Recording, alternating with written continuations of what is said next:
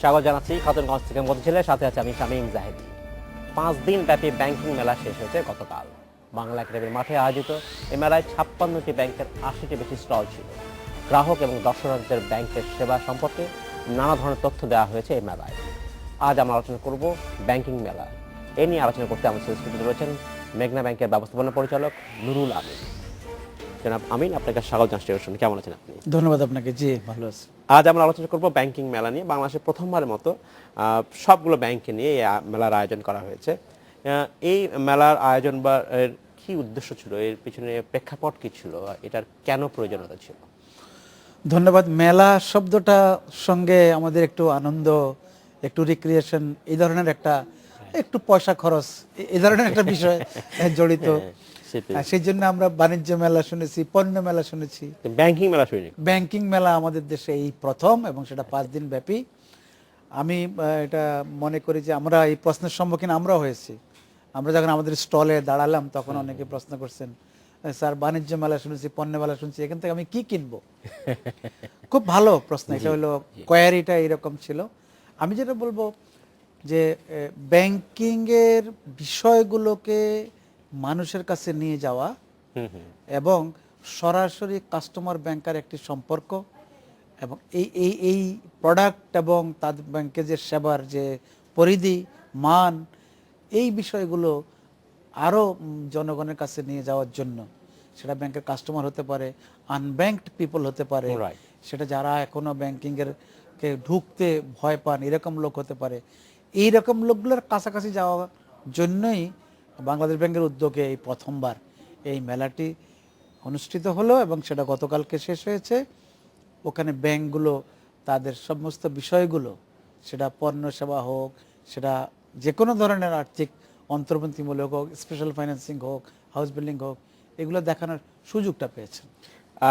আমরা বলছি যে বেশি মানুষের কাছে পৌঁছবার জন্য যে মানুষগুলো আনব্যাংকড রয়েছে তাদেরকে ব্যাংকিং সেবার আওতা আনার জন্য এই জাতীয় মেলা হয়তো উৎসাহিত করবে।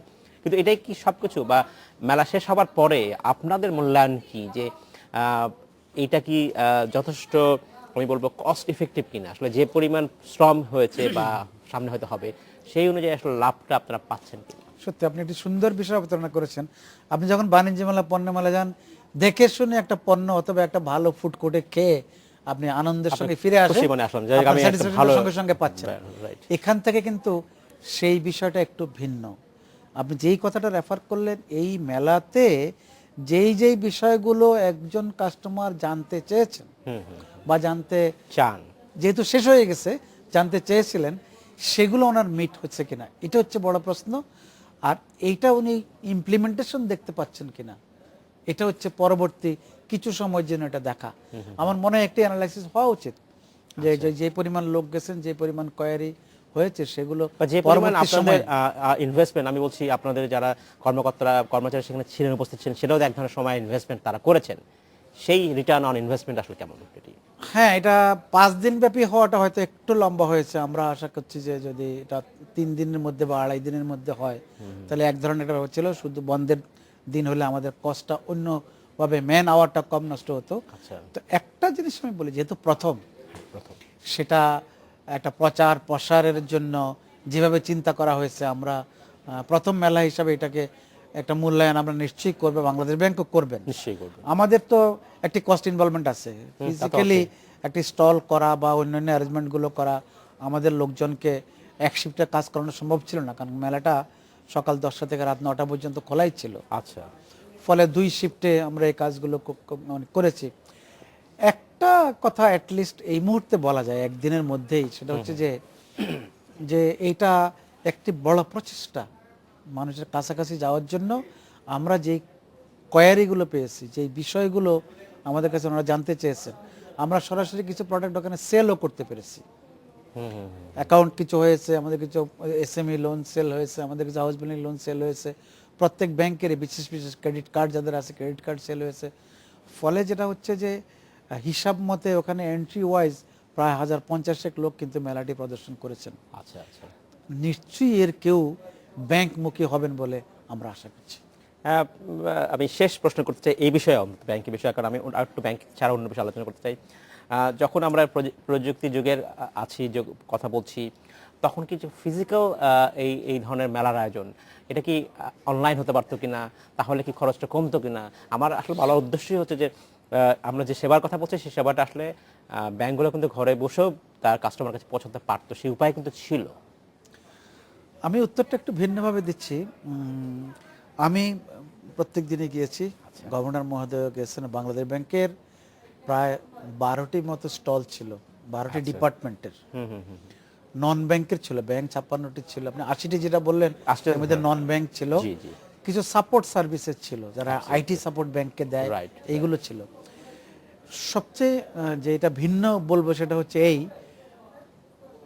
বাংলা একাডেমি একটি কেন্দ্র বিন্দু আমাদের সংস্কৃতির এবং সাহিত্যের, প্লাস আমাদের যাই সেখানে যে দুটি হল আছে, একটি মঞ্চ, একটি আব্দুল করিম সাহিত্য বিশারদ হল, এই হলগুলোতে কিন্তু সব সরাসরি সেশন ছিল, বিতর্ক ছিল, ওই জায়গাটা আমি মনে করি উপকৃত হয়েছে। আমি যে কথাটা আমার লাস্ট দিনের বক্তব্যে বলে আসছি ওই মঞ্চে দাঁড়িয়ে, যে এই মেলা আর কিছু না দিক, একটা জিনিস হচ্ছে আজকে যারা সরাসরি প্রশ্ন করলেন, প্রবলেমের কথা বললেন, সিইও সাহেবরা এখানে আমরা ছিলাম, সরাসরি উনি জানতে পারলেন এই প্রবলেমটা কীভাবে সলভ হবে, ওনার সঙ্গে যোগাযোগ করতে বলা হয়েছে। আমি সংক্ষেপে যেটা বলবো সেটা হচ্ছে এই যে এই লোকগুলো এখন ব্যাংক ভীতিটা কেটে গেছে, প্রবলেম সলভ হয় টপের দিকে গেলে, এবং আমি এখন ব্যাংকে গিয়ে এই ধরনের প্রোডাক্ট, এবং এই ব্যাংকেরটা ভালো, এই ব্যাংকেরটা তুলনায় এটার চেয়ে ভালো নয়, এরকম একটা কম্পেয়ার করার সুযোগ কিন্তু ওখানে আসছে।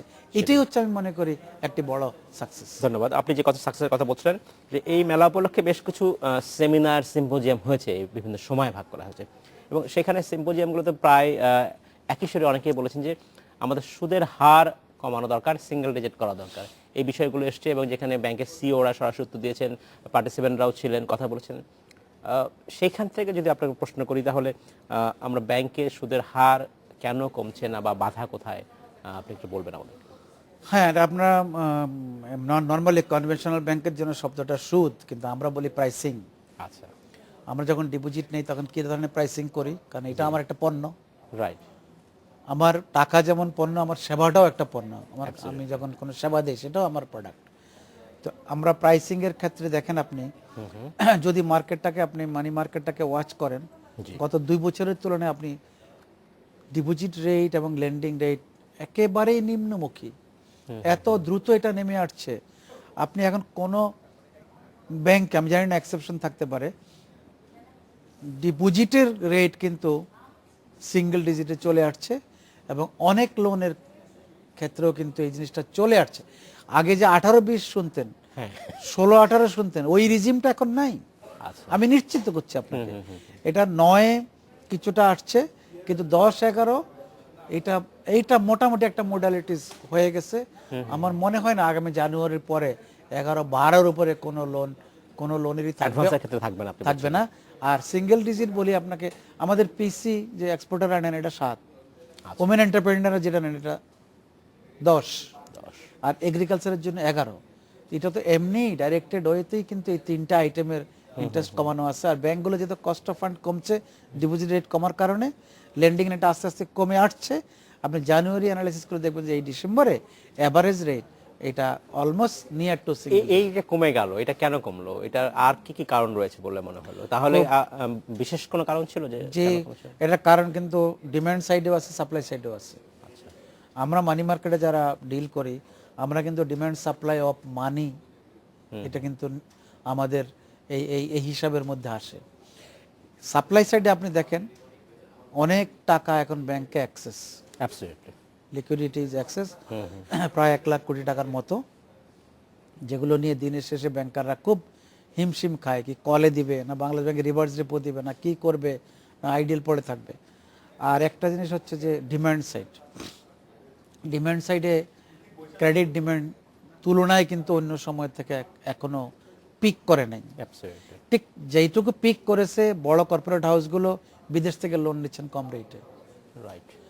আপনি আমাদের দেশে প্রায় $10 বিলিয়ন মতো কিন্তু direct loan for corporate houses sanction হয়েছে, এর মধ্যে 8 বিলিয়নের মতো ড্রয়িং হচ্ছে। এখন এগুলো অনেকগুলো ম্যাচিওর করছে, চলেও যাচ্ছে। তো ফলে হচ্ছে যে ওই রেটগুলো কোনোভাবে 5-6-এর উপরে পড়ে না, কোনোভাবে পড়ে না।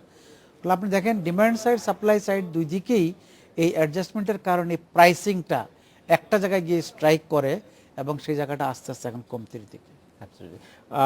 আপনি যেটা বলছেন যে বৈদেশিক থেকে যে ঋণ নিচ্ছেন বাংলাদেশি উদ্যোক্তারা, এন্টারপ্রেনাররা, এইটা কি আমাদের স্থানীয় ব্যাংকগুলোকে ঝুঁকিতে ফেলেছে কিনা, তারা কি চ্যালেঞ্জ বোধ করছেন কিনা?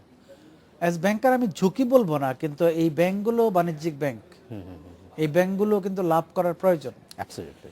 আপনার যখন অ্যাক্সেস টাকা ব্যাংকে থাকে তাহলে তার মাথা ব্যথার কারণ হয়, কারণ তার প্রফিটেবিলিটি কমে যায়। অ্যাবসলিউটলি। আর এটা মানে অন্য অনেক বিষয়ের মধ্যে একটি বিষয় নিশ্চিত যে যখন ব্যাংকগুলো প্রফিট কম করে তখন কিন্তু ট্যাক্সও কম আসে। জি। এলটিইউর মেম্বার সমস্ত ব্যাংকগুলো এখন তুলনায় যদি আপনি কম্পেয়ার করে দেখেন যে প্রফিটের গ্রোথটা ওই রকম না বাড়ে, তাহলে কিন্তু আপনি রেভিনিউর গ্রোথও কিন্তু সেরকম বাড়ার সম্ভাবনা ন্যাচারালি নাই। এক দ্বিতীয় যেটা সেটা হচ্ছে যে ট্যাক্স কথা বাদই দিলাম, ব্যাংক তো তার সার্ভাইভালের জন্য এই কাজগুলো লাভ করতে হবে, কারণ এটা বাণিজ্যিক ব্যাংক, বাণিজ্যের সঙ্গে তো লাভের সম্পর্ক অবশ্যই আছে। আমরা ব্যাংকিং সেক্টরকে বিচ্ছিন্নভাবে দেখলে চলবে না। সরকারি ব্যাংক হয়তো এক ধরনের চলে, তারা লাভ করেন না। প্রাইভেট ব্যাংকগুলো আমরা লাভ করার জন্য আমাদের অ্যাকাউন্টেবিলিটি আছে, আমাদেরকে জবাবদিহি করতে হয় কেন এই পারফরমেন্সটা হলো না। আর বিদেশি ব্যাংকগুলো তো নানান ধরনের সুবিধাজনক অবস্থায় এমনি আছে, কারণ তারা করেসপন্ডেন্ট ব্যাংকিং বা কস্ট অফ ফান্ড কম বলে তাদের একটু অ্যাডভান্টেজ এমনি ভালো আছে। ওভারঅল ব্যাংকিং সেক্টরের জন্য আমরা মনে করি যে এই অ্যাক্সেস লিকুইডিটিটা এখন সুখকর নয়, সেই কারণে বিদেশি লোন একটু দেখে শুনে। আচ্ছা, ধন্যবাদ জনাব নুরুল আমিন। আমাদের সময় হচ্ছে একটি বিরতিতে যাবার, ফিরে আসে আমরা আবার কথা বলবো আপনার সাথে। আমাদের সময় হলো একটি বিরতিতে যাবার, ফিরছি শীঘ্রই, সাথেই থাকবে। স্বাগত আরেকবার খাতুনগঞ্জ থেকে মধ্যে। আজ আমরা আলোচনা করছি ব্যাংকিং মেলা নিয়ে। এই নিয়ে আলোচনা করতে আমাদের সুবিধা রয়েছেন মেঘনা ব্যাংকের ব্যবস্থাপনা পরিচালক নুরুল আমিন। জনাব আমিন, আপনার কাছে স্বাগত জানাচ্ছি অনুষ্ঠানে আরেকবার। আমরা বিরতিতে যাবার কথা বলছিলাম বাংলাদেশের যে ব্যাংকিং মেলা হলো প্রথমবারের মতো, সেখানে সেমিনারে সিম্পোজিয়াম বেশ কিছু আলোচনা হয়েছিল। আমরা সুদের কথা বলছিলাম, আমরা এই ধরনের আলোচনা হয়েছে, সেমিনার হয়েছে যে সেখানে ব্যাংকিং সেবাকে আরও কীভাবে ডাইভার্সিফাইড করা যায়, আরও কীভাবে বহুমুখীকরণ করা যায়। এক্ষেত্রে অনেকেই যেটা আমরা শুনে থাকি অভিযোগ যে বাংলাদেশি আমাদের যে ব্যাংকগুলো আছে তাদের যে প্রোডাক্ট, তাদের যে পণ্য, এটা ডাইভার্সিফাইড নয়, বহুমুখী নয়। এটা কি ঠিক? এই ধরনের অভিযোগ, এটার সাথে আপনি একমত কিনা? আসলে দেখেন, আমাদের পণ্য হলো, যদি আমরা লাইবিলিটি বা ডিপোজিট সাইড বলি, তাহলে একজন কাস্টমার বা একজন ডিপোজিটার কিভাবে একটু বেটার রেট পাবেন, এই দিকের পণ্যটার কিন্তু স্ট্র্যাটেজি হচ্ছে এটা, যে আমি how can I satisfy my depositor customers. তাহলে এইটার একটা ইনোভেটিভ কি বের করা যায়, এই একটা চিন্তা থাকে। আর অন্যদিকে হলো যে আমরা লোন কি খাতে দেব, কি রেটে দেব। আমি যদি প্রথমে ডিপোজিটারের কথায় আসি, সেখানে আপনি দেখেন একজন লোক বা ডিপোজিটারকে যতভাবে সাহায্য করা সম্ভব, এর মধ্যে মিনিমাম দিয়ে শুরু হয়। আপনি একটা ডিপোজিট যদি রাখেন তাহলে মান্থলি এটা থেকে ইন্টারেস্ট ড্র করতে পারেন। রাইট। এটা হচ্ছে যার মানে এক্ষুনি প্রতি মাসেই একটা রিটার্ন ইনকাম দরকার, যেটা অনেকে করেন। রাইট। পেনশন হোল্ডার থেকে আরম্ভ করে অনেকে যারা থোক টাকা পান, জমি বিক্রি করে পান, তারা এটা করেন। তারপরে হচ্ছে আপনার এফডিআর, 1 মাসের একটি এফডিআর আপনি করতে পারেন এখন ব্যাংকে গেলে, তাহলে 1 মাস পরে এটা আবার কাজে লাগাইতে পারেন। 3 মাস, 6 মাস, 12 মাস এই ধরনের এফডিআর এর একটা আমাদের টেনিউর করা আছে। এই হলো একদিক। দ্বিতীয় যেটা ছিল, আপনি যে একটি নাম খুব পরিচিত, ডিপোজিট পেনশন স্কিম, খুবই পরিচিত, জনপ্রিয়। দেন আমাদের আছে মানি, কতদিনে ডাবল হবে, কতদিনে 3 বছর হবে, এই বিষয়গুলো। ফলে আমরা চেষ্টা করছি কাস্টমার নিড মিট করার জন্য। এটা গ্রাম শহর কোনো রকমভাবে একজন লোকের কিভাবে বেশি বেটার রেট দেওয়া যায়, এই চেষ্টাটা আমরা এই দিকে ইনোভেশন আমরা করার চেষ্টা করি সবসময়। তারপরেও কিছু কিছু সময় আমরা আমাদের যে ডাইভার্সিফিকেশনটা আসছে সেটা মোস্টলি আসছে কিন্তু ব্যবসা বান্ধব প্রোডাক্টের দিকে। এখানে আপনি you can't name any sector, anybody যিনি এখন কোনো না কোনোভাবে একটি লোন নিতে পারেন না। মিনিমাম হচ্ছে পার্সোনাল লোন, দেন যাচ্ছি পার্সোনাল লোনটা যে কোনো কারণে, বিপদ আপদে, যে কোনো বিয়ে শাদী বলেন বা অন্য যে কোনো 1-2 লাখ টাকা লোন উনি পাইতে পারেন। রাইট। দেন হচ্ছে কনজিউমার লোন, আপনি কিছু কেনাকাটা করবেন ঘরের প্রয়োজনে, সেটা আপনি। দেন হচ্ছে রিটেল, দেন হচ্ছে এসএমই। এখন এসএমই কিন্তু এখন আর এসএমই নাই, Right. এসএমই কিন্তু এখন এস এ একটা এর আগে এমএসএমই হয়ে গেছে, মাইক্রো। মাইক্রো হয়েছে। তার সঙ্গে এখন সি যোগ হয়েছে, CMSME, cottage, micro, small, medium enterprise.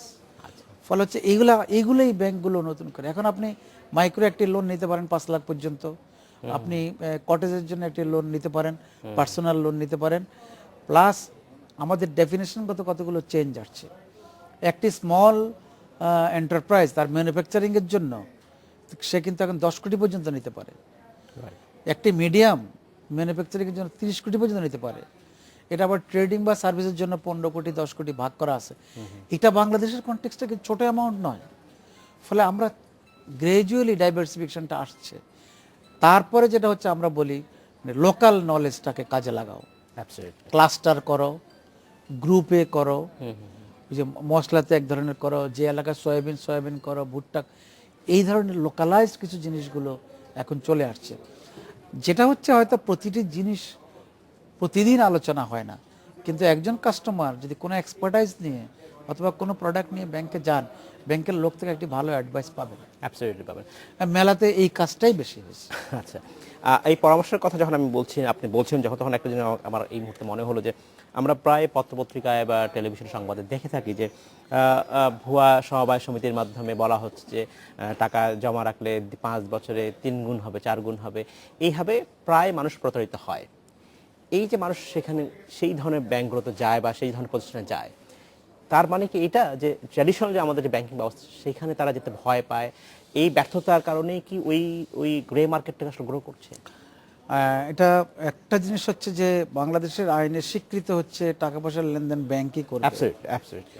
নন ব্যাংক ফাইন্যান্সিয়াল ইনস্টিটিউশনগুলো একটি দায়িত্ব দেওয়া হয়েছে, কিন্তু ব্যাংকের মতো নয়। না, সেগুলো ভুয়া প্রতিষ্ঠান।